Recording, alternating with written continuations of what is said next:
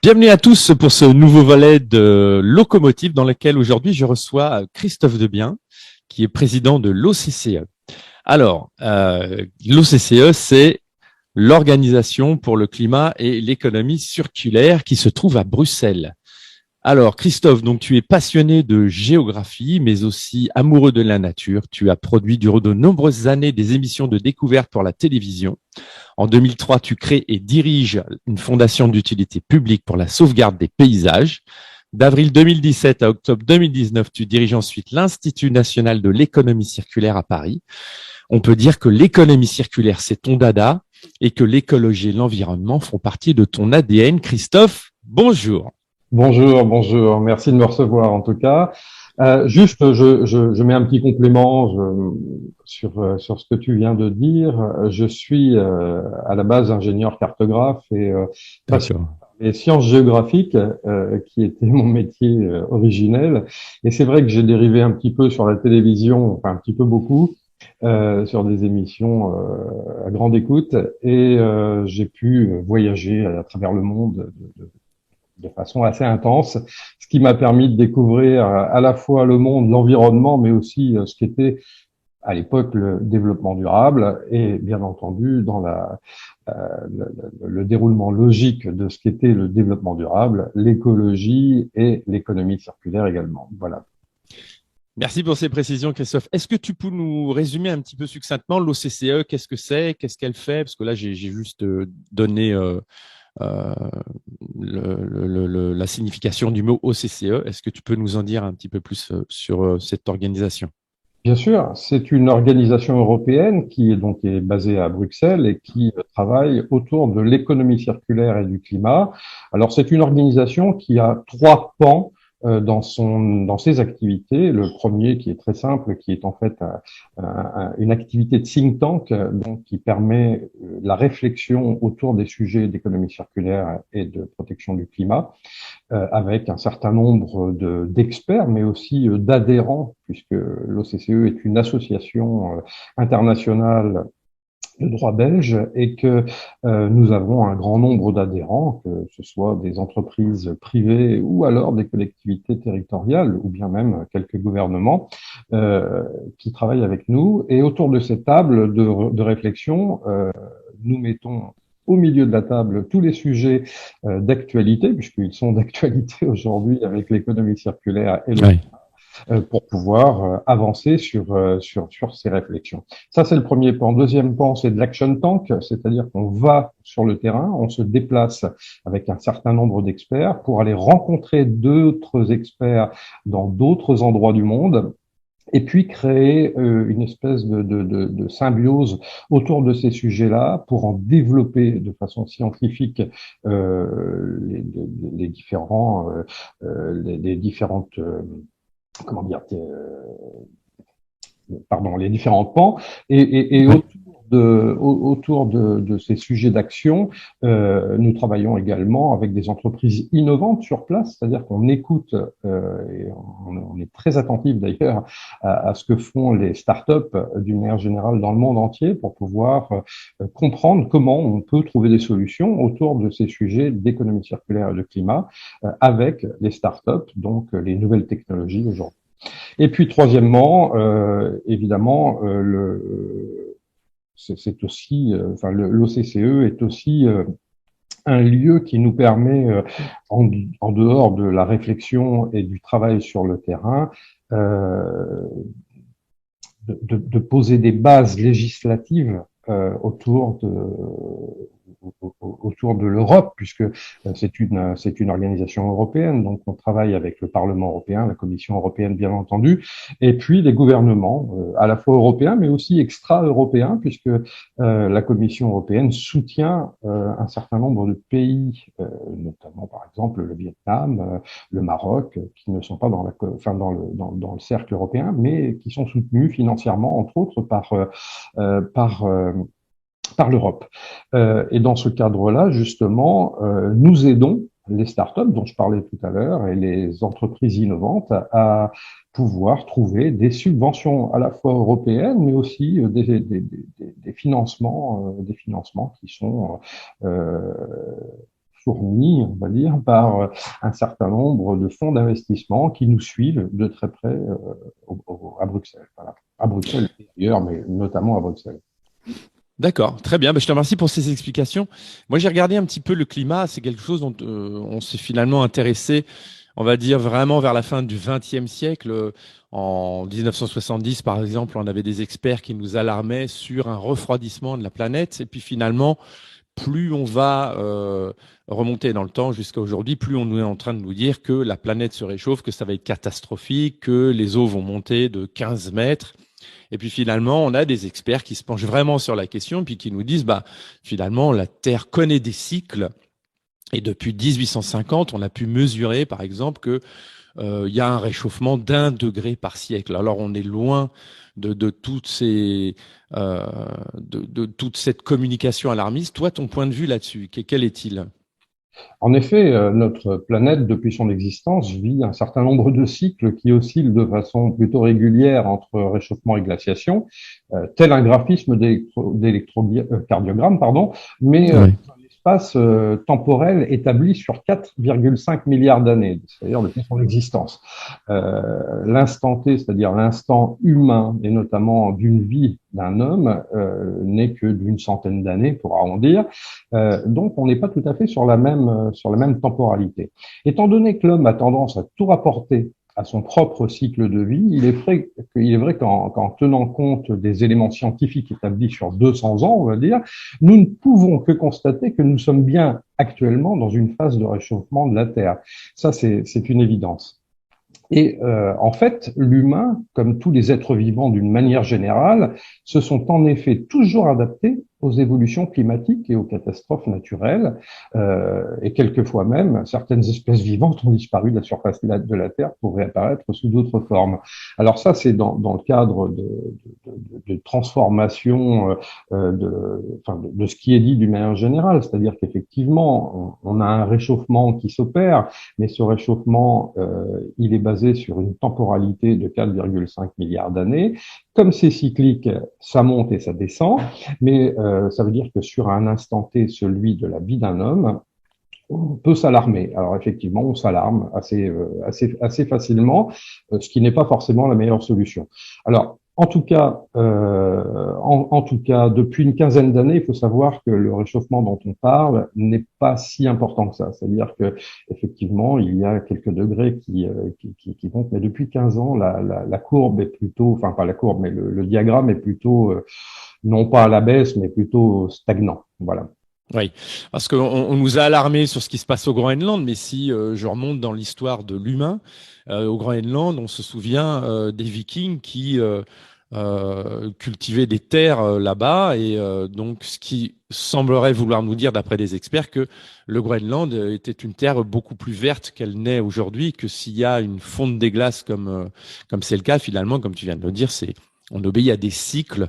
Et est-ce qu'on peut dire que c'est la faute de l'homme moderne et de l'industrie moderne si on connaît ce réchauffement? Parce que c'est ce qu'on a l'air de nous dire. Et derrière, on nous vend tout un tas de techniques justement pour éviter cette catastrophe annoncée. On ne changera pas le rythme naturel de la Terre, c'est-à-dire qu'effectivement, ce cycle va continuer et il y aura réchauffement et glaciation sur encore des milliards d'années, vraisemblablement, si la Terre n'explose pas ou n'implose pas, je ne sais pas.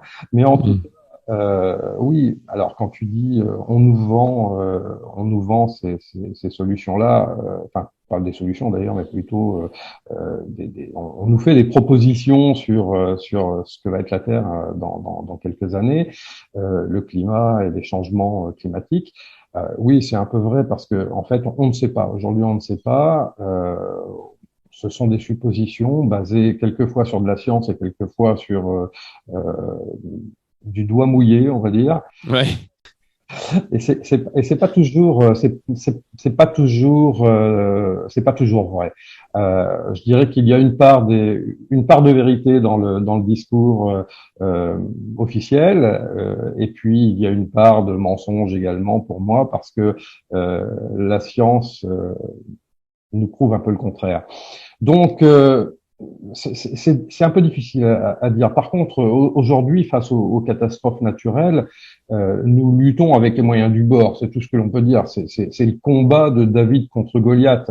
Donc, oui, mettons-nous en force de retrouver des possibilités pour essayer de parer à toutes ces catastrophes naturelles euh, qui sont présentes sur la Terre, hein, et de plus en plus d'ailleurs, est due à un changement climatique, mais un changement climatique, on va dire, normal, logique. Euh, Essayons de positiver plutôt que d'apeurer les populations, comme on l'a fait d'ailleurs par ailleurs dans un domaine sanitaire. Oui, je suis assez d'accord avec toi. Effectivement, il était temps de tirer un petit peu, de faire le bilan sur nos consommations, nos façons d'émettre des déchets, nos façons peut-être de les réutiliser ou pas. Mais effectivement, tant qu'on n'avait pas posé un cadre et qu'on ne s'était pas dit, bon, là, les gars, va falloir faire quelque chose parce que c'est plus possible d'émettre autant ou de ne pas savoir quoi faire des déchets, de les envoyer comme ça à la nature, ça, c'est plus possible. Alors, on a mis en place ce qu'on a appelé la Blue Economy, l'économie circulaire. Est-ce que tu peux nous en dire plus dessus? Parce que je sais que c'est un sujet, tout le monde sait ce qu'on a tous entendu parler d'économie circulaire, mais en fait, si on ne met pas son nez dedans, c'est quelque chose qu'on ne comprend pas parce que c'est tellement technique, il y a tellement de choses, on est noyé un petit peu. Est-ce que toi, tu peux pour nos auditeurs, vulgariser un petit peu la chose et nous expliquer en quoi consiste cette économie bleue, cette économie circulaire. Oui, bien sûr. Alors, en fait, juste une petite aparté, c'est que lorsque j'étais directeur de l'Institut national d'économie circulaire à Paris, nous travaillions de pair euh, avec le gouvernement et notamment le ministère de l'écologie, enfin la transition écologique. Mmh. J'étais donc autour de la table avec notamment la secrétaire d'État de l'époque, Brune Poirson, qui a mis en place cette nouvelle loi enfin une nouvelle loi pour anti-gaspillage et économie circulaire, pour l'économie circulaire. Et dans le cadre de ces travaux que nous avons menés pendant quelques années, euh, nous avons opéré un petit sondage, donc ça remonte maintenant à 3-4 ans, et ce sondage dans le grand public était très simple, c'était de savoir ce que voulait dire économie circulaire dans la rue. Oui. Pour le Kidam. Et c'est vrai que, comme tu le disais tout à l'heure, l'économie circulaire, finalement, ça n'est pas très connu parce que le résultat de ce sondage était très simple. Les gens, en majorité, ont répondu blanchiment d'argent. C'est-à-dire 65% des réponses que nous avons eues, c'était blanchiment d'argent. Pourquoi blanchiment D'accord. d'argent? Tout simplement parce qu'économie représente argent et circulaire, l'argent qui tourne, donc machine à laver, donc voilà, blanchiment d'argent. Et c'était même catastrophique parce que on s'est rendu compte que finalement ce terme-là n'était pas populaire, que comment faire adhérer une population autour de ce thème-là de l'économie circulaire qui n'était pas connu, il fallait apporter en fait des solutions de communication qui n'ont pas d'ailleurs toujours été simples à apporter et qui ne sont toujours pas réglées pour moi, mais en tout cas, bon, c'est vrai que les gens s'y intéressent de plus en plus parce qu'il y a de la publicité dans ce sens qui passe en télévision de plus en plus et que les gens commencent à se poser des vraies questions. Mais c'est vrai que l'économie circulaire était un terme un peu barbare, un peu inconnu et qui doit encore se développer dans l'esprit de chacun. Alors, juste pour te donner une définition, je vais essayer de la donner la plus simple possible pour bien comprendre ce qu'est l'économie circulaire. Oui. C'est tout simplement passer d'un modèle de réduction d'impact à un modèle de création de valeur. Voilà, j'espère que c'est suffisamment clair. En tout cas, c'est concis et j'espère que c'est compréhensible. Est-ce que, en fait, l'économie circulaire, moi j'ai trois questions. Ça sert à quoi? C'est la première. Est-ce que tu as des exemples? Comme ça sera plus parlant pour nos auditeurs. Et est-ce que c'est créateur d'emplois? Parce que voilà, j'ai entendu plein de choses là-dessus. Est-ce que tu peux nous en dire plus? Alors, la première question, à quoi sert cette économie circulaire? Alors, par exemple, mettre en place l'économie circulaire d'un produit, c'est intégrer de nouvelles lignes de production, optimiser sa conception, depuis la matière jusqu'au design, en passant par des nouveaux systèmes constructifs, démontables, réversibles et réemployables. Voilà, ça c'est un exemple d'économie circulaire dans un produit, dans une chaîne de production. Et je pense que c'est une définition qui résume globalement ce qu'est l'économie circulaire. Alors ça s'applique dans toutes les activités du quotidien et notamment dans les professions que l'on rencontre au quotidien, hein, le BTP, la grande consommation, etc., etc. Mhm. L'économie circulaire, tu parlais de création d'emplois, l'économie circulaire réduit la pression sur les ressources naturelles, comme tu le sais, ce qui est essentiel pour atteindre un objectif de neutralité climatique et stopper la perte de notre biodiversité.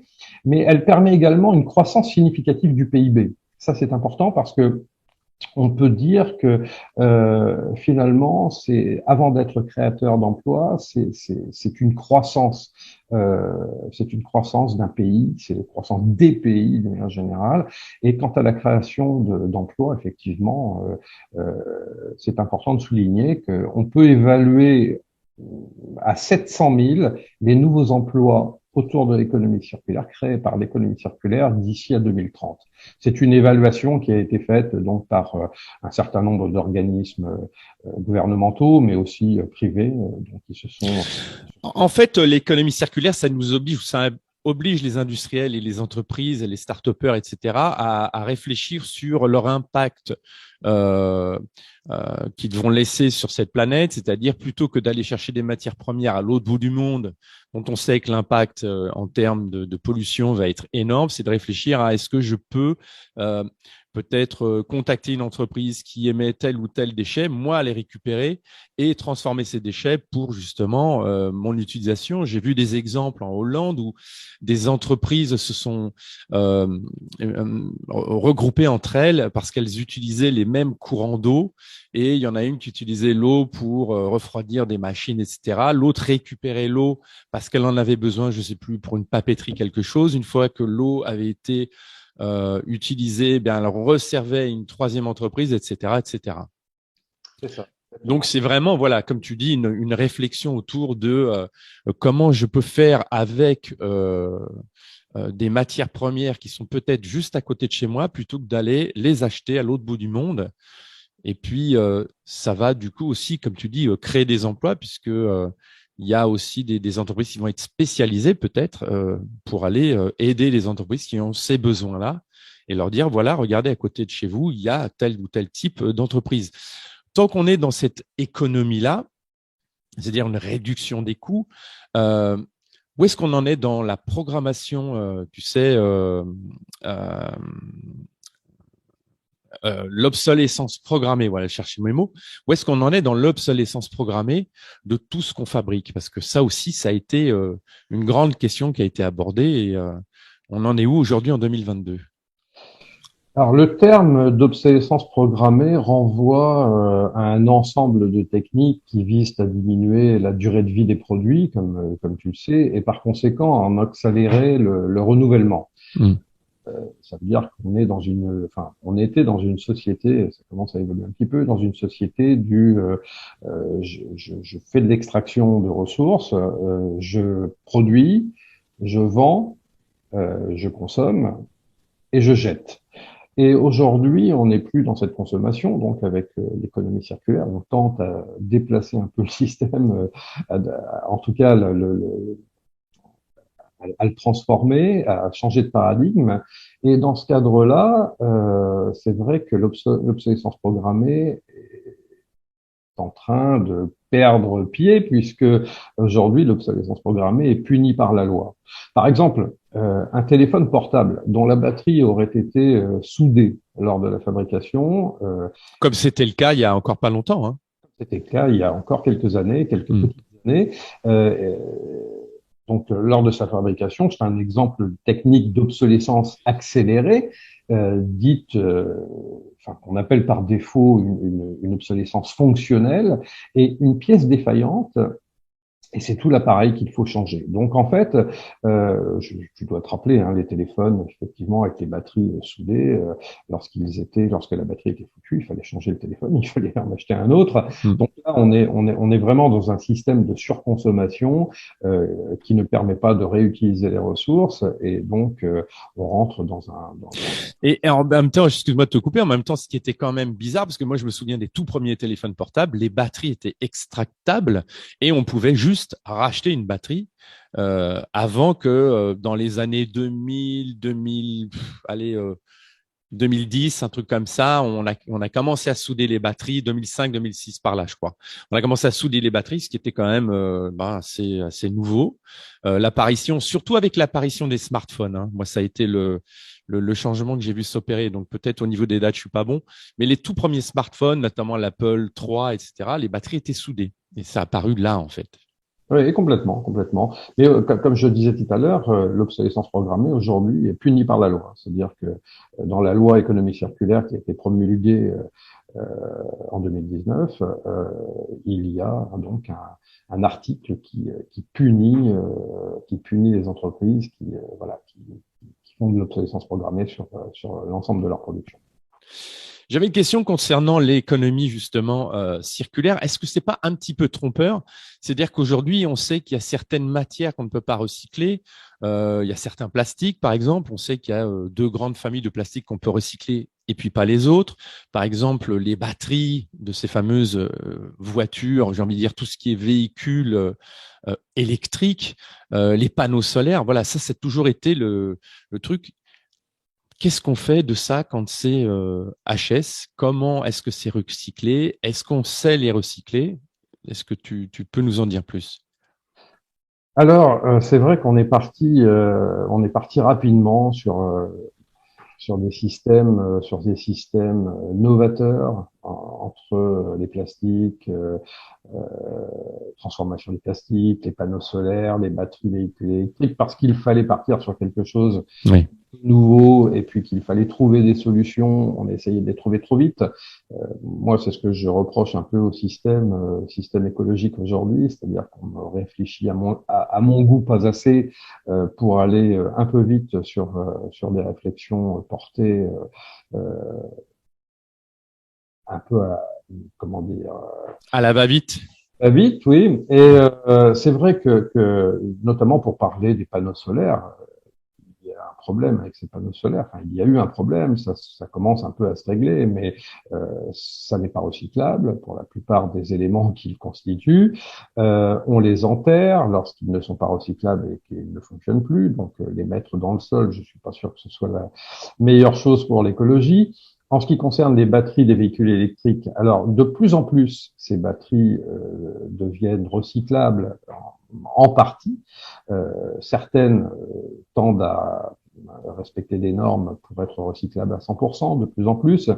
Mais pourquoi sommes-nous partis sur des véhicules électriques aujourd'hui, notamment avec des aides d'État, voilà, qui se sont mises en place assez rapidement? Oui, comme pour les panneaux solaires, on reçoit quotidiennement, je sais pas toi, mais moi je le vois quasi tous les jours. Le gouvernement vous aide à acheter des panneaux solaires. Bien sûr, parce qu'on veut développer toutes les énergies durables enfin les énergies vertes, dites vertes, autour de ces systèmes d'écologie. Alors, le problème des batteries de véhicules, c'est d'abord un problème de recyclage, donc parce que toutes ne le sont pas hein, recyclables. Puis à côté de ça, il faut produire de l'électricité pour rouler avec des véhicules électriques. Ça s'arrête pas juste au recyclage, ça s'arrête aussi à la réflexion. Bien sûr. Aujourd'hui, on voit bien le problème. On en parlera peut-être un peu plus loin, c'est possible dans le dialogue, mais euh, je, je, on est confronté à des crises énergétiques aujourd'hui, Ouais. alors qui sont dues à des tas de phénomènes, dont problème de conflit entre notamment la Russie et l'Ukraine, et puis des répercussions à cause des sanctions portées à la Russie.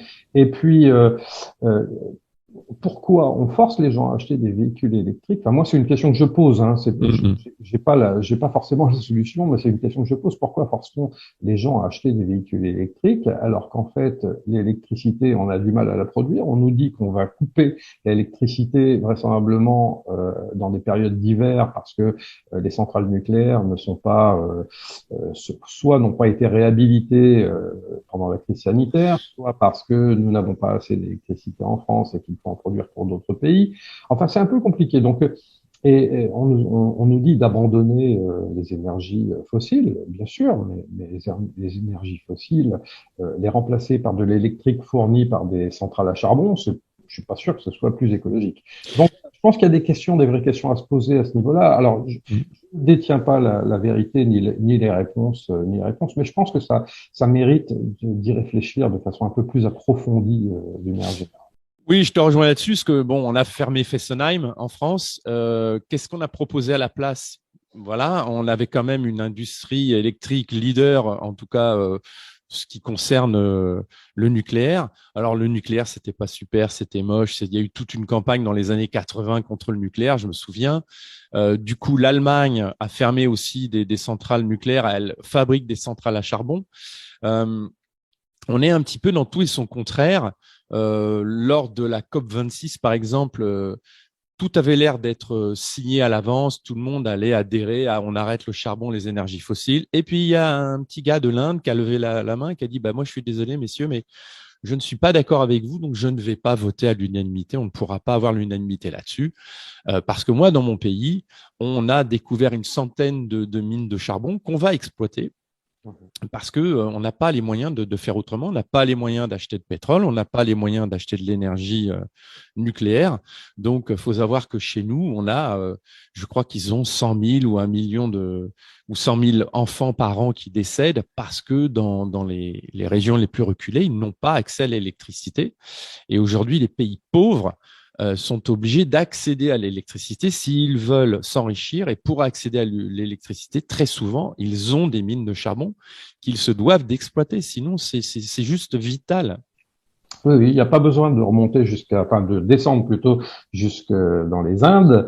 Ça n'est pas vraiment utile parce qu'il suffit d'aller juste en Allemagne, hein, Ouais.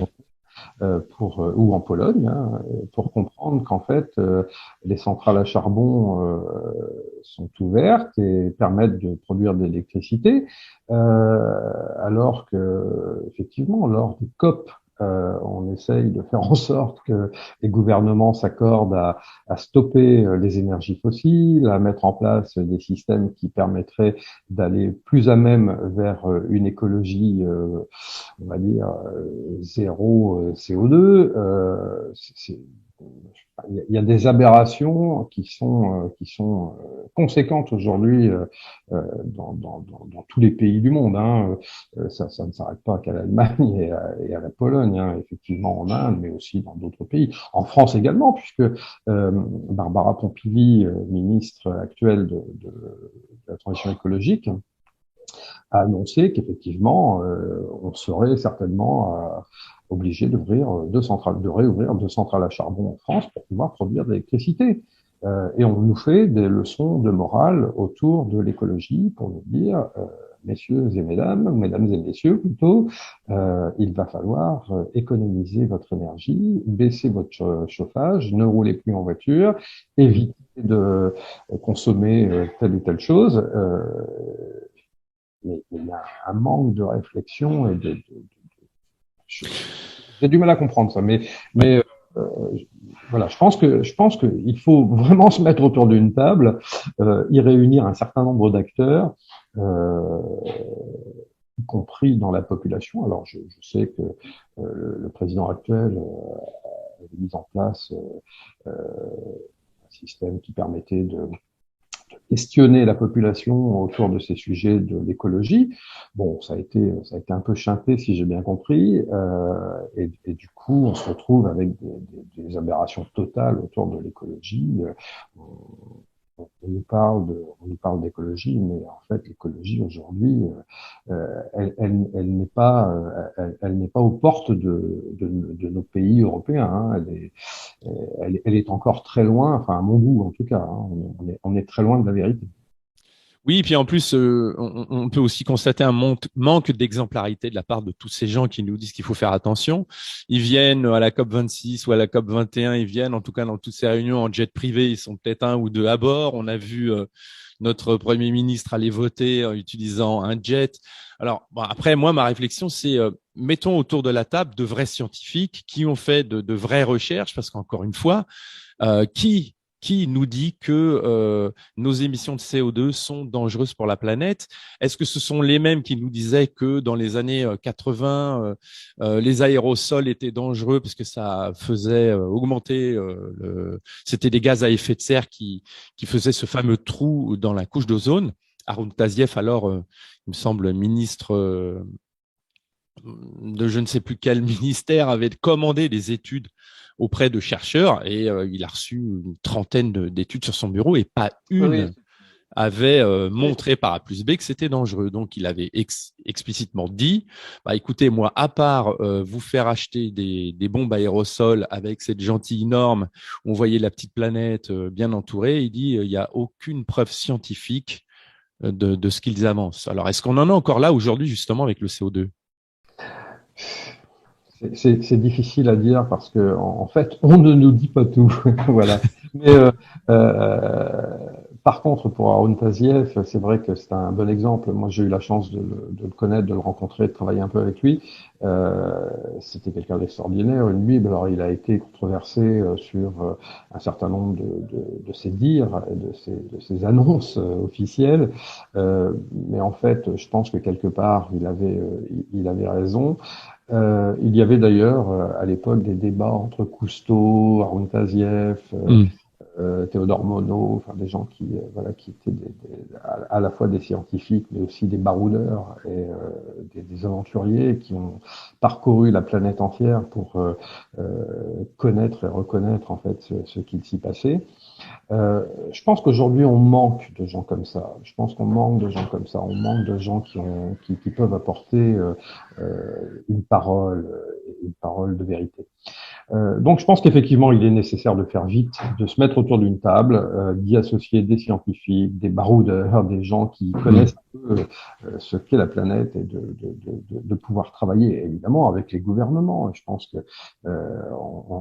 les gouvernements doivent aller dans ce sens-là, doivent forcer un peu la main de tous ces gens-là pour pouvoir connaître ce qu'est l'écologie aujourd'hui, parce que euh, l'écologie aujourd'hui, c'est malheureusement plus un moyen politique de pression sur les peuples qu'autre chose. Enfin, Ouais. ça, c'est mon opinion. Moi, je pense qu'il serait préférable d'essayer de proposer des modèles alternatifs d'écologie positive et aussi progressive, en rupture totale avec une écologie essentiellement punitive. Il faut construire un système de référence à l'écologie par une adhésion collective simple et surtout pas séparative, en dehors de tous les mouvements qui sont isolés et clivants. Et surtout, en ce moment, on le voit bien. Oui, moi je suis assez d'accord avec toi. Je pense qu'il faudrait réunir un conseil des sages dans lequel, comme tu dis, il y aurait des hommes d'expérience qui auraient baroudé sur la planète, qui justement peuvent dire, bah moi j'ai vu ça et j'ai constaté ça, avec des scientifiques qui disent effectivement, la science nous dit que et on a vérifié que.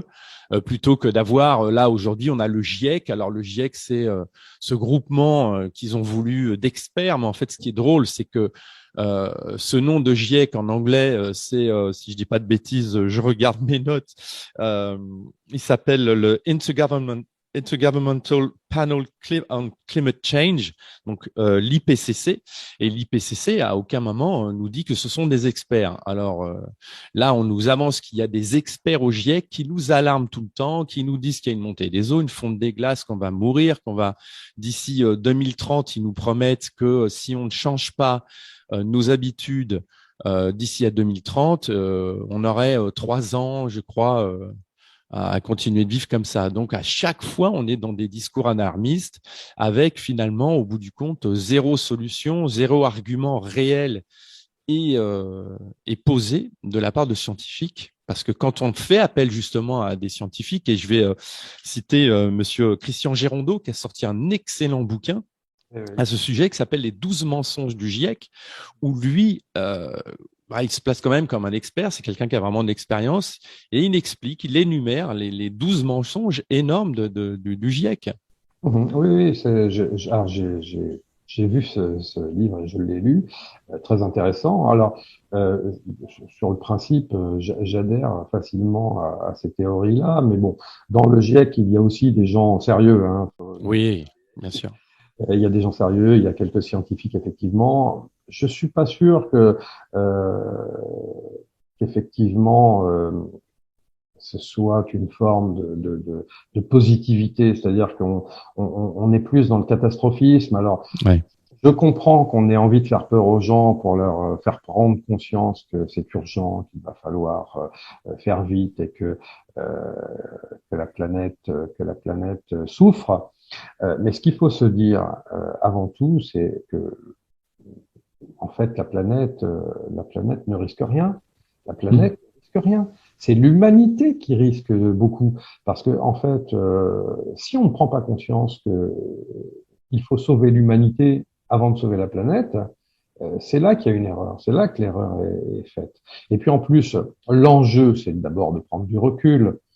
On ne doit plus opposer des collectivités humaines, entreprises, citoyens et retrouver une holistique. Il faut retrouver Ouais. cette holistique, voire même retrouver une certaine harmonie entre l'ensemble. Mm. Il y a un vrai manque en fait. On est sur de l'opposition aujourd'hui. On oppose les gens. On oppose, par exemple, les scientifiques à la population et on fait de l'écologie punitive et restrictive. Aujourd'hui, il faut changer ce système-là. Il faut être vraiment sur l'harmonie. L'écologie, pour moi, c'est l'harmonie. C'est trouver une harmonie. Ouais, justement, c'était ma question suivante, c'est qu'est-ce que c'est que l'écologie pour toi aujourd'hui? Alors l'écologie pour moi, c'est ce que, en fait, c'est ce que je t'ai résumé, hein, c'est-à-dire c'est aujourd'hui pour moi un moyen politique hein, de faire pression sur les populations. Je le vois plus comme ça aujourd'hui parce que d'ailleurs on s'en rend compte, notamment avec les élections présidentielles. On voit bien ce qui s'est passé au premier tour. Alors il y a des gens qui adhèrent à l'écologie. On pensait qu'il y en avait énormément, mais en fait, on se rend compte avec notamment les scores qu'a pu faire Monsieur Jadot à moins de 5%. On se rend compte que finalement, l'écologie est mise de côté. Les gens, je pense que les gens en ont marre d'entendre des choses négatives. Il faut apporter des solutions plutôt que de dire c'est catastrophique, c'est de votre faute. Arrêtez de dire Mm. ça. Je pense que il est nécessaire de passer à des choses positives et de retrouver une certaine harmonie entre les hommes et la nature. On manque de cette harmonie. Il y a un vrai manque d'harmonie. Et Oui, déjà, il y a un manque d'harmonie dans l'humanité d'une manière générale entre les hommes déjà. Donc, avant qu'on retrouve une harmonie entre la nature et l'homme, ça risque de prendre du temps. Mais allons vers ça plutôt que oui, remettons l'humain au centre de l'écologie, parce qu'on parle d'écologie, on parle de planète, on parle de technique, de technologie, d'industrie, etc. Mais moi, là-dedans, je ne vois pas l'écologie de l'homme, c'est-à-dire, comme tu disais, prendre soin de l'homme, parce que finalement, nous bassiner à longueur de journée avec des discours autour de la peur, bon, ça fait plus de 2 ans que ça dure. Et on voit bien qu'il y a un dressage qui a été organisé des populations. Et ce qui peut expliquer ce qui se passe là, tu as abordé le premier tour en France. Voilà, on se retrouve comme en 2017. J'ai envie de dire, si on va un petit peu plus loin dans notre histoire, on se retrouve comme en 2002. Hein, le choix Chirac-Le Pen. À chaque fois, on a des choix dans le non-choix. Alors, ça me semble ne plus choquer plus personne du coup, parce que finalement, on s'habitue à nous faire peur et on est dans ce tititaillement permanent, dans ce biais cognitif qui est toujours le même, un fonctionnement à court terme et pour avoir des réactions rapides et non réfléchies au bout du compte. J'ai envie de dire, les objectifs in fine de l'écologie au niveau politique aujourd'hui, quels devraient-ils être? Alors, au niveau politique, je ne comprends pas bien la méthode employée. C'est ce que je disais juste auparavant, hein. Mais ce que je pense, c'est que nous devons absolument sortir de l'absurdité du monde. L'absurdité du monde que d'ailleurs Cicéron appelait la dissonance. Oui, Car les dégâts causés par la dissonance existent à tous les étages, à commencer par la psychologie humaine. L'absurdité ne serait-elle pas l'association des mots absence et surdité? Je pense qu'il faut se poser des vraies questions, en fait, quelque part un peu philosophiques, avant de passer à des solutions à la va-vite.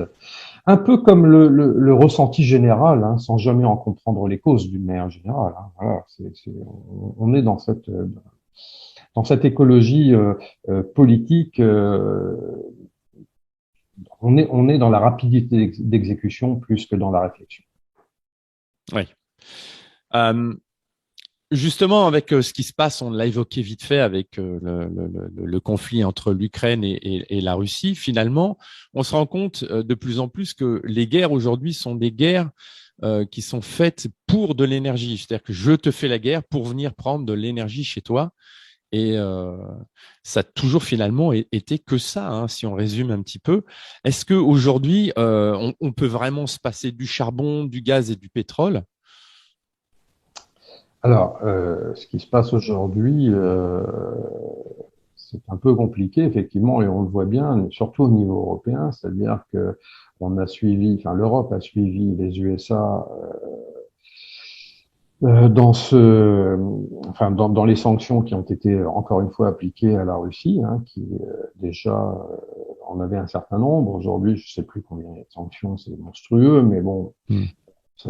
c'est pas moi qui vais régler ce problème-là, donc c'est difficile d'en parler. Mais en tout cas, euh, lorsqu'on applique des sanctions à un pays, il ne faut pas s'étonner ensuite que le pays en question, qui est chargé de ressources naturelles et chez qui nous allons nous réfugier pour obtenir ces ressources naturelles, les acheter et les consommer, euh, commence à couper les robinets ou en tout cas à trouver des solutions pour se faire payer différemment et en tout cas apporter un peu de menace autour de la production. Alors oui, on a besoin de ces ressources naturelles aujourd'hui, puisque qui peut me dire aujourd'hui qu'il y a des solutions de remplacement immédiates sur l'ensemble des ressources, notamment pétrole, gaz, charbon.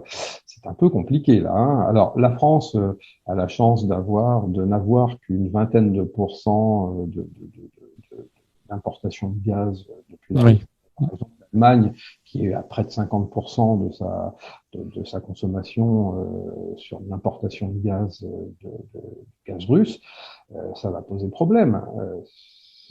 Le charbon, même chose. Le charbon ne vient pas d'Allemagne en majeure partie. Donc tout ça, c'est très compliqué. On a effectivement encore besoin des ressources naturelles. Tout le monde se sert de ressources naturelles. Alors, moi, je suis plutôt pro-nucléaire, hein, c'est-à-dire que moi, je pense que l'énergie nucléaire est une énergie essentielle pour garder une certaine logique dans la consommation. Je parle pas de surconsommation, mais consommation normale d'un pays. Je pense qu'on peut effectivement y associer un certain nombre d'énergies vertes, Oui. oui, des éoliennes, des panneaux solaires, bon, alors, en essayant d'améliorer un peu les conséquences qu'ils apportent à la planète, hein, parce que bon, on en parlera peut-être un peu plus loin, mais c'est vrai que c'est un peu compliqué de recycler une éolienne ou de recycler des panneaux, on en a parlé au tout début. Oui. Euh, je pense que ni la France, ni l'Allemagne, ni les pays d'Europe d'une manière générale sont prêts à se passer d'énergie ressources, de ressources naturelles, hein, telles le pétrole, tel le charbon ou encore le gaz. Je ne vois pas Hmm. aujourd'hui comment c'est possible. Peut-être que dans les 15 ou 20 ans à venir, il y aura des solutions différentes, ou en tout cas des producteurs différents de ceux de la Russie, mais là aujourd'hui, je pense qu'on part à la catastrophe là. Là, on part à la catastrophe. Si on Oui, continue parce à restreindre, ça va être difficile là. Oui, parce que d'après des études de chercheurs, on en a pour à peu près de ce qu'il y a dans les sols entre 50 et 150 ans, selon que ce soit du charbon ou du pétrole. Les réserves de pétrole, on en a encore pour 50 ans, pétrole et gaz, et le charbon, 150, je crois. On table là-dessus. Des ressources connues à aujourd'hui. C'est-à-dire que en 1973, lors du premier choc pétrolier, on nous annonçait la fin du pétrole, qu'il n'y en avait plus, qu'il fallait absolument faire la chasse au gaspillage et puis commencer vraiment rapidement à réfléchir parce qu'il n'y avait plus rien. Et puis entre-temps, bon, bah, on a bien vu que là, on a découvert d'autres gisements et puis il y a encore plein d'autres gisements à découvrir. Donc là, voilà, pour ces énergies fossiles, entre 50 pour le gaz et le pétrole et 150 ans pour le charbon connu à ce jour. Maintenant, on parlait des éoliennes. Alors revenons-en aux éoliennes. On nous a vendu l'électricité propre, l'électricité jolie, verte, qui se marie bien dans le paysage. À mon goût, c'est une horreur. Ces immenses hélices qui produisent de toute manière, on ne sait pas stocker apparemment l'électricité qu'elles fournissent. On les a vues à l'arrêt pendant la crise Covid. Bon, voilà, elles ne servaient à rien, sauf vraiment à enlaidir tout ce paysage. Et comme tu dis, qu'est-ce qu'on en fait? Alors, l'éolien, le panneau solaire, est-ce que c'est l'avenir? Est-ce qu'il faut continuer d'investir là-dedans, sachant les scandales qu'il y a eu autour de l'éolien notamment? Alors, pour revenir sur ce que tu disais, c'est vrai que dans un cadre paysager, on peut on peut critiquer facilement les éoliennes parce que elles moirent le paysage. Hmm. Dans certains endroits, on va dire que ça apporte une certaine poésie. Euh, une certaine poésie parce que, comme les moulins à vent modernes, on peut prétendre qu'effectivement, les éoliennes sont belles à regarder. C'est vrai que devant un village classé ou alors devant une montagne magnifique, un sommet magnifique, ça casse un peu le paysage et c'est malheureusement terrible de voir ça. En ce qui concerne le recyclage des éoliennes, j'en parlais tout à l'heure rapidement. Le Ouais. recyclage des éoliennes, ça par contre, pour moi, c'est assez catastrophique parce que ce qu'il faut savoir déjà pour mettre une éolienne en place, c'est qu'on a besoin de plusieurs centaines de tonnes de béton coulé dans le sol par éolienne. C'est-à-dire, je crois que c'est 400 tonnes, je vais peut-être dire une bêtise, parce que je l'ai plus en tête. Mhm. Mais 400 tonnes de béton coulé dans le sol, donc dans la nature, pour tenir l'éolienne droite. Et évidemment, ce béton, on ne peut pas l'enlever une fois que l'éolienne a disparu. C'est-à-dire qu'une fois qu'elle est tombée, on l'a retirée, le béton restera dans la nature. Là, déjà, c'est pas terrible. Oui. Ensuite, lorsqu'on décide d'enlever une éolienne, soit parce qu'elle ne fonctionne plus, donc sa durée de vie. Est-ce qu'on connaît, justement, je te coupe, mais est-ce qu'on connaît la durée de vie d'une éolienne aujourd'hui? Tu as des chiffres, toi? Parce que moi, je ne sais pas du tout. Certaines entreprises, ça pourrait durer une cinquantaine d'années. Selon d'autres, c'est une vingtaine d'années. Alors, on va dire qu'on va moyenner à une trentaine d'années, grand maximum, à mon avis. Mais a priori, il y a des changements qui se font même tous les 15 ans, dans certains cas. Donc, tout dépend en fait de l'exposition du paysage et du climat, quelquefois aussi. Donc, bon, on va moyenner à 25-30 ans. 25-30 ans. Mais Ouais. ça veut dire que lorsqu'on démonte une éolienne, il faut la découper. On peut réutiliser le mât. Le mât est recyclable. Alors peut-être pas à 100%, mais il est recyclable. Par contre, les pales, qui sont gigantesques, les 3 pales d'éoliennes, c'est gigantesque. On les découpe en 3 ou en 4 morceaux, puis on les enterre dans le sol. C'est-à-dire on les met, on les enterre. Donc ça, je suis pas certain que ce soit Et très écologique non plus. Donc alors, voilà. je vais faire une petite parenthèse. Et Christophe, est-ce qu'on ne pourrait pas les réutiliser? Je veux dire, elles sont faites en quelle matière ces pales? Alors, si elles ne sont pas recyclables, c'est que la matière est très Ouais, particulière et je n'en ai pas du tout d'accord. je connais pas. Je peux pas le dire parce que je ne connais pas suffisamment bien en tout cas. Donc je vais dire des bêtises. Mais par contre, il y a un autre problème, c'est la batterie, puisque Hmm. tout le système interne est lié à l'électricité. Et ça, c'est difficilement recyclable également. C'est-à-dire qu'on est sur un système qui finalement est très compliqué à recycler d'une manière générale, et en plus, non seulement détruit un peu le paysage dans certains cas, mais bousille les sols avec le béton. Donc, alors c'est une solution. Il faut pas se leurrer. Il faut apporter des solutions à tous les problèmes. Donc, ça peut être une solution. Je ne pense pas, à titre personnel, que ce soit la solution idéale pour remplacer tous les systèmes existants. Mais c'est une solution, on va dire, une option qui peut être, bien Oui, entendu. parce que j'ai lu la rentabilité ou l'utilisation, on va dire, de ces éoliennes. Je crois qu'au max, on doit être à 10% de l'électricité, c'est ça, à peu près? Aujourd'hui, oui, c'est à peu près ça. C'est à Mm. peu près ça. Donc, quand on entend dire qu'on arriverait facilement à 80% dans les 50 ans à venir, enfin même pas les 50 ans à venir, les 30 ans à venir, là, je pense que là, c'est du rêve. C'est même de l'utopie, là. C'est de Mm. l'utopie. Je ne vois pas comment c'est possible. D'autant qu'on demande aux gens d'acheter des véhicules électriques. Si chaque ménage français achète un véhicule électrique euh, d'ici 5 ans ou 10 ans, alors là, bon courage pour fournir l'électricité toute la France avec des éoliennes à 80%. Et encore, tu es optimiste parce que tu parles d'un véhicule par ménage. J'ai envie de dire qu'aujourd'hui, on est à deux, voire trois, hein, puisqu'on a des enfants qui restent de plus en plus longtemps chez leurs parents. Donc, c'est très souvent qu'on voit trois véhicules devant, voilà, quasiment par foyer, j'ai envie de dire maintenant. En tout cas, deux, c'est sûr. Donc, imagine le parc qu'il faut. Pour là, on voit des pubs en ce moment d'Engie qui nous disent qu'ils sont en train de construire des points de relais justement pour recharger nos voitures. Je ne sais pas où est-ce qu'ils vont puiser toute cette électricité au détriment de qui. C'est-à-dire que je passe avec ma voiture, tu passes derrière, on recharge et du coup on prive d'électricité peut-être tu vois un ménage. Comment on va rééquilibrer le truc quoi? C'est de la consommation. Alors, si on fait tourner les usines à charbon, enfin les centrales à charbon pour ça, après tout, pourquoi pas, mais ne parlons plus d'écologie. Arrêtons de Ouais. parler d'écologie parce qu'il y a pas d'intérêt, il y a pas d'intérêt du tout. Maintenant, s'il y a des solutions dans un monde meilleur, voilà, qu'on trouve les bonnes solutions, pourquoi pas, hein, je ne suis pas contre les véhicules électriques, je suis pas passionné, mais je suis pas contre.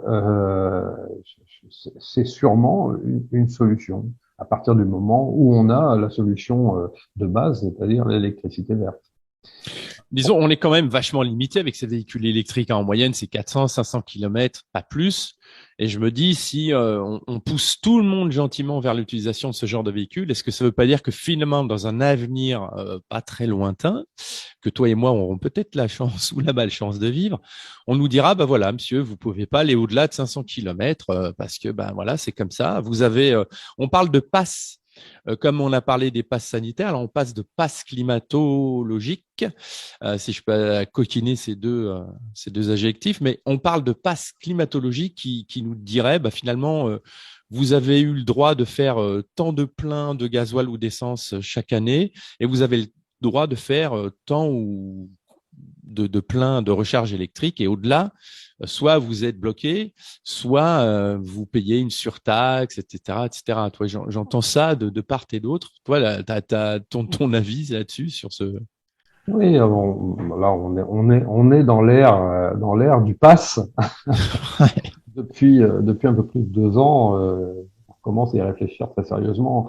Bon, moi qui suis, enfin, qui travaille avec l'Europe, on sait pertinemment qu'il y a un passeport numérique qui est déjà prêt de principe, hein, Ah oui, il est quasiment voté, je crois, hein. et c'est ça, et du coup, qui intégrera un certain nombre de données personnelles. Alors, notamment les données sanitaires, mais ça, on a déjà eu l'avant-goût de ce que cela pouvait apporter. Et puis, on pourra y intégrer effectivement tout un tas d'autres choses nous concernant à titre personnel, et notamment nos déplacements, notre alimentation, Hmm. nos finances. Oui, si on fait du sport ou pas. Et puis, bon, bah, ça a été évoqué au World Economic Forum de Davos, hein, ce passe climato, hein. Tout à fait. Hmm. Et je pense enfin, on se dirige vers cela. Hein. Euh, je pense qu'on est en plein dedans là et qu'on y va à grands pas. Alors, euh, moi, ça m'alerte et c'est vrai qu'à titre personnel, je suis pas friand de ce genre de nouveautés, mais euh, a priori, il y a beaucoup de gens qui s'y habituent, hein, comme on peut le voir d'ailleurs un peu partout surtout en Europe d'ailleurs. Et quand on voit le nombre de gens qui aujourd'hui encore portent le masque, pour rester dans un domaine que l'on Ouais. connaît bien depuis 2 ans, portent le masque alors qu'en fait, voilà, ça n'est pas ni obligatoire ni à mon humble avis utile. Et ceux dans la rue et quelquefois même chez eux ou dans leur voiture et tout seul. C'est inquiétant de voir à quel point certaines personnes adhèrent à des nouveautés qui sont restrictives de liberté, quoi. Et le pass, pour moi, en fait partie, parce que si on ne nous autorise plus à bouger, et notamment à voyager, à notre contenance, je, pour moi, c'est une restriction de liberté. Ouais, là, on commence à le voir, hein. De toute manière, on voit que pour bientôt voyager en Europe, il faudra ce système de passe électronique pour pouvoir prendre l'avion et voyager ne serait-ce qu'en Europe. Et puis, donc nous, population, on va être restreint. Par contre, on voit bien que les élites, elles font ce qu'elles veulent. Elles vont voter en avion, elles vont chez le boucher en avion. Tu vois, c'est encore une fois, on sent qu'ils sont en train de hop, hop, hop, hop. Voilà. Euh, Ça s'appelle deux poids, deux mesures en voilà. France. Ouais, deux poids, deux mesures. Ouais, c'est vrai que c'est le grand truc. Eh bien, je vais finir avec ma dernière question. Mon petit doigt m'a dit, Christophe, que tu es en train d'écrire un livre ou que tu avais fini d'écrire un livre. Est-ce que tu peux nous en dire plus? Oui, je peux essayer d'en dire plus. Euh, oui, alors je suis en train d'écrire un livre avec le secrétaire général de l'OCCE, hein, Olivier Fex, qui est à la fois un ami mais aussi un collaborateur. Euh, Mhm. et c'est un livre qui va sortir avec l'appellation OCCE, Organization for Climate and Circular Economy. Et ce bouquin-là, effectivement, relate de ce qu'est l'écologie positive et surtout comment aller vers une harmonie, comme je disais tout à l'heure, une harmonie entre la nature et l'homme. Parce que je pense qu'on se trompe de direction. Je pense que effectivement l'humain s'est un peu trompé dans sa direction et surtout dans sa vision de l'écologie aujourd'hui. Et voilà, je vais essayer de casser quelques codes dans ce livre avec mon ami Olivier. On va essayer de, de casser les codes et quelquefois de mettre des coups de pied dans la fourmilière. Alors ça fera mal à certains, j'imagine, mais quelquefois ça fera du bien à d'autres. Donc voilà, on va essayer de faire quelque chose de sympathique. Normalement, le livre, enfin c'est pas normalement, il sortira aux éditions Gallimard. Il n'est pas prêt, il n'est pas terminé, il n'est pas prêt encore, pas prêt encore, pardon, et il le sera je dirais dans les 3 prochains mois, vraisemblablement. Voilà. T'as une idée de titre déjà? Non, pas du tout. Non. Oui, on a des idées de titres. Je ne veux pas dire pas du tout, c'est une bêtise. Mais non, il y a des idées de titres, mais non, je peux pas les dire là parce que de toute façon, ce sera vraisemblablement modifié à un moment donné. Donc, mais en tout cas, autour de l'écologie positive, quelque chose d'assez simple et compréhensible. Voilà. Et puis par ailleurs, je crée aussi en ce moment un site internet qui s'appelle plusbellemater.fr, qui va prochainement voir le jour dans les 2 mois à venir, maximum. Et ce site nous permettra d'associer 3 thématiques fortes de ce qu'est l'environnement, à savoir la biodiversité, qui Mhm. qui sera traité par un grand photographe animalier, mais aussi un photographe de nature qui est français, et puis également la santé. Alors la santé, mais notamment la santé vue par les médecines douces et les médecines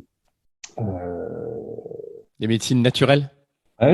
merci. Et puis le troisième thème autour de l'environnement plutôt général, mais axé sur l'économie circulaire et le climat, dont je m'occuperai évidemment puisque c'est un peu ma partie.